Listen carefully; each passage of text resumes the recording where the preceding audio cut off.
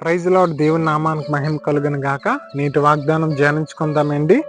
కీర్తనలు 107 అధ్యాయము 6వ వచనం.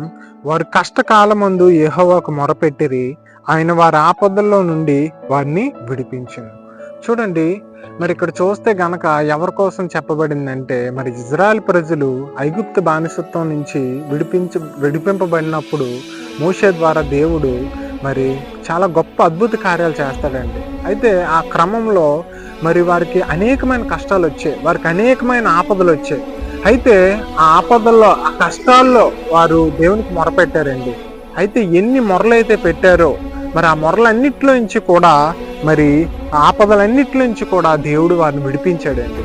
మరి మనము కూడా మరి చిన్న కష్టమైన అవని, పెద్ద కష్టమైన అవని, మనం ప్రతిదీ కూడా దేవునికి మనం మరి మొరపెట్టడం అలవాటు చేసుకుంటే, ప్రార్థన చేయడం మరి అలవాటు చేసుకుంటే గనక మరి ప్రతి దాంట్లో నుంచి కూడా దేవుడు మనల్ని విడిపించడానికి సిద్ధంగా ఉన్నాడు. ప్రతి మొరకు కూడా ఆయన జవాబు ఇవ్వడానికి సిద్ధంగా ఉన్నాడండి.